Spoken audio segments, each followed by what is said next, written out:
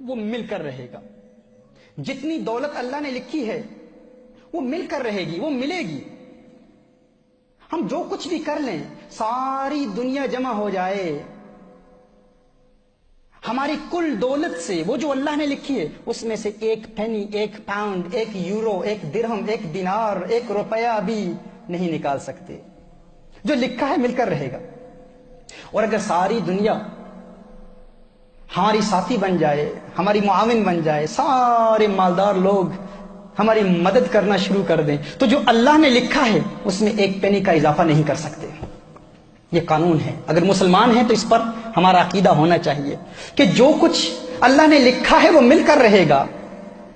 اگر آپ آج غریب ہیں تو مت سمجھیے کہ آپ اس لیے غریب ہیں کیونکہ آپ زندگی میں کوئی ایسا بڑا کام نہیں کر پائے، اپنا اہل تھے اس لیے غریب ہیں.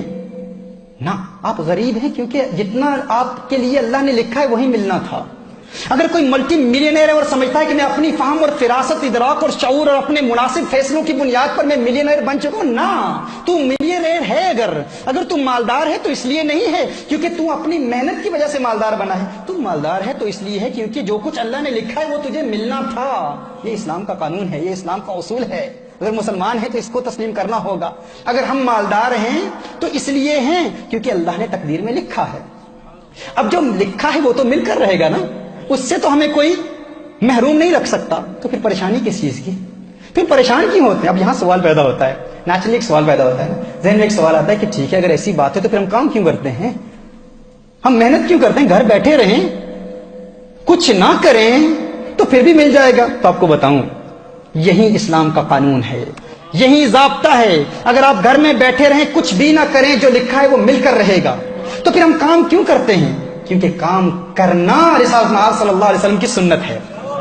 محنت کرنا، اور محنت کے ذریعے وہ جو اللہ نے لکھا ہے وہ تو ملے گا، لیکن محنت کے ذریعے اس کے حصول کے لیے حلال روزگار کمانے کے لیے کوشش کرنا، یہ کوشش میرے آقا کی سنت ہے، یہ عبادت ہے، اس پر ثواب ملتا ہے. ہم اس لیے کام نہیں کرتے کیونکہ جو اللہ نے لکھا ہے اس پر اضافہ ہوگا، نہ، یہ قانون نہیں ہے. ہم کام کیوں کرتے ہیں؟ کیونکہ کام کرنا سنت ہے، یہ عبادت ہے. حلال روزگار کی تلاش عبادت ہے.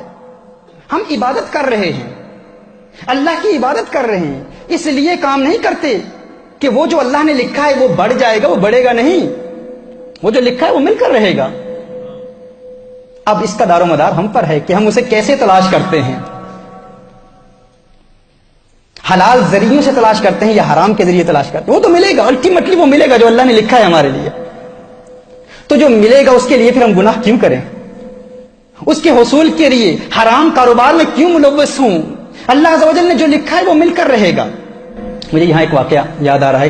آج سے 4-5 سال قبل تقریباً ہمارے نیوٹن روڈ مرکز میں، ہمارے پرانے مرکز میں ایک صاحب میرے پاس آئے، ہماری محفل میں آئے. وہ کہتے ہیں کہ تنگ دستی ہے، بڑی پریشانیاں ہیں، میں چاہتا ہوں کوئی کاروبار مل جائے، روزگار کے لیے دعا کیجیے. کچھ محافل میں آنا جانا رہا، اللہ عز و جل نے کرم کیا، انہیں کام مل گیا.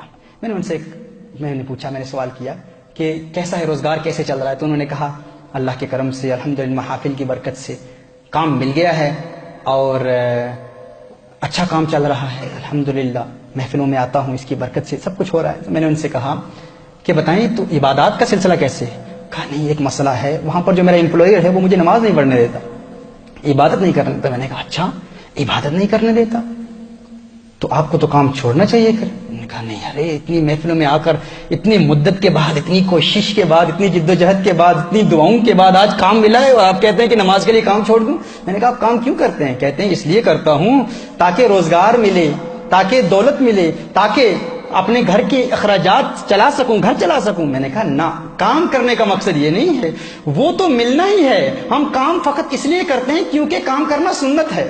وہ جو اللہ نے لکھا ہے وہ تو مل کر رہے گا. اور قانون کیا ہے؟ اصول یہ ہے کہ اگر کوئی سنت آپ کو فرض سے محروم کر دے تو آپ اس سنت کو چھوڑ دیں، فرض پر عمل کریں.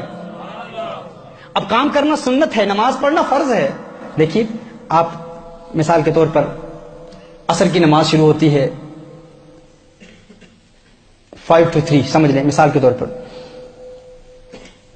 اور آپ نے ظہر کی نماز ادا نہیں کی، 2:55 हो गए, आपने जोर की नमाज अदा नहीं की। अब नफल पढ़ना तो सुन्नत है, अब उस वक्त अगर आप नफल पढ़ना शुरू कर दें, नफल इबादत शुरू कर दें, आपने फर्ज अदा नहीं किए, तो वो नफल इबादत उस वक्त करना गुनाह है, क्योंकि वो सुन्नत आपको फर्ज से महरूम कर रही है। लिहाजा सुन्नत को छोड़ें, फर्ज पर अमल करें। मैंने उसे कहा कि आप काम इसलिए कर रहे हैं क्योंकि काम करना सुन्नत है, और अल्टीमेटली जो लिखा है वो तो मिलकर रहेगा, लेकिन ये काम आपको फर्ज से महरूम कर रहा है, तो आप काम को छोड़ें, फर्ज अदा करें। उस अल्लाह के बंदे ने इस पर अमल किया। दुआ कीजिए अल्लाह अज़्ज़ व जल मुझे भी उसका यकीन दे दे जितना यकीन अल्लाह अज़्ज़ व जल ने उसे दिया था। उसने इस पर अमल किया।